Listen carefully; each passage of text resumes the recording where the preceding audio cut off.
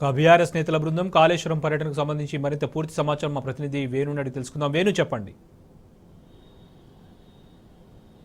శోభన్, కొద్దిసేపటి క్రితమే BRS party working president కేటీఆర్తో పాటు ఎమ్మెల్సీలు ఎమ్మెల్యేల బృందం ఎల్ఎండి డ్యాంను పరిశీలించారు. మొత్తం మీద అంటే డ్యామ్ అంతా కూడా వెలబెల్లబోతూ కనిపిస్తుందని చెప్పిన నేపథ్యం ఒకటైతే, ముఖ్యంగా ఇటు కాళేశ్వరం సంబంధించి మేడిగడ్డ వద్ద అంటే ఈరోజు 7,70,000 క్యూసెక్ల నీరు వృధాగా పోతోంది.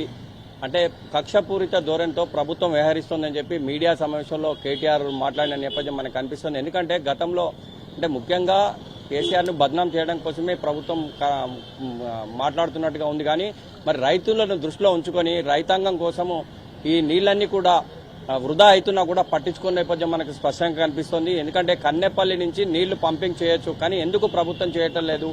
రైతుల పక్షాన నిలబడేందుకే మేము ప్రాజెక్టుల బాట పట్టాము.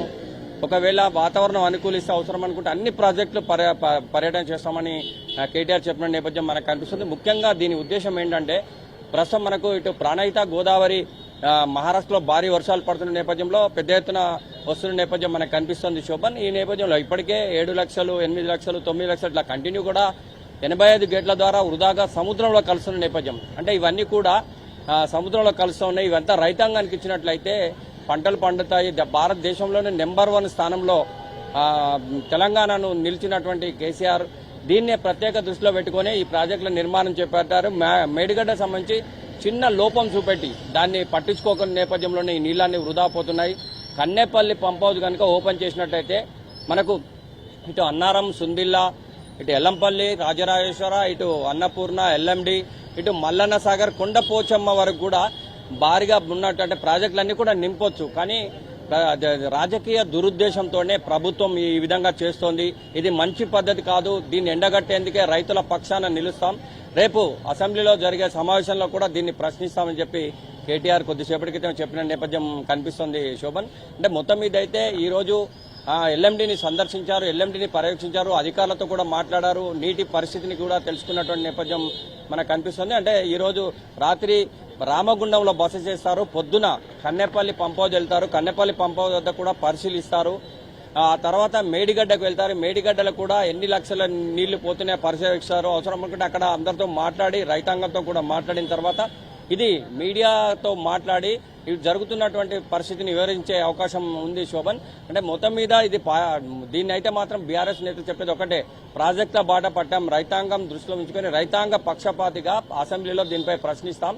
నీళ్లన్నీ కూడా వృధాగా పోతున్నాయి మేడిగడ్డ వద్ద. ఈ నీళ్లను సద్వినియోగం చేసే దిశగా మేము రైతాంగం తరఫున మాట్లాడే ఉద్దేశంతో ఈ యొక్క కార్యక్రమం చేపట్టామని చెప్పి కేటీఆర్ చెప్పిన నేపథ్యం మనకు కనిపిస్తోంది.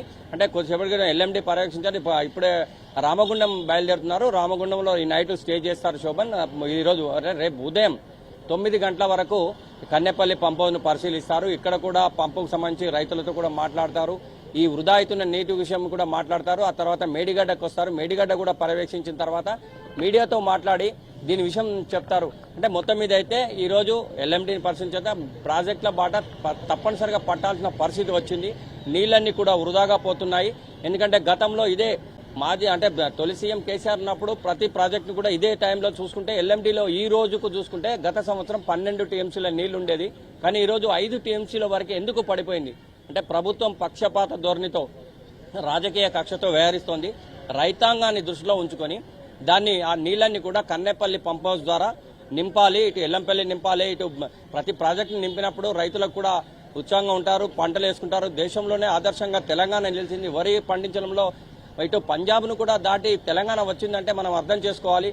రాజకీయ దురుద్దేశాలు పక్కన పెట్టి ఇప్పటికైనా దాన్ని త్వరితగతిన కన్నెపల్లి పంప్ హౌస్ ద్వారా ఇటు ఎల్లంపల్లిని, రాజరాజేశ్వర కావచ్చు, ఇటు ఎల్ఎండి కావచ్చు, అన్నపూర్ణ మరియు రంగనాయక సాగర్ మరియు మల్లన్న సాగర్ నింపాలి అని చెప్పిన నేపథ్యం మనకు కనిపిస్తోంది. శోభన్, రేపు ఉదయం కన్నెపల్లి పోతారు, ఆ తదనంతరం మేడిగడ్డ పర్యవేక్షించిన తర్వాత మీడియాతో మాట్లాడే అవకాశం ఉంది చెప్పొచ్చు. Shobhan. Right, Venugopalarao, thank you.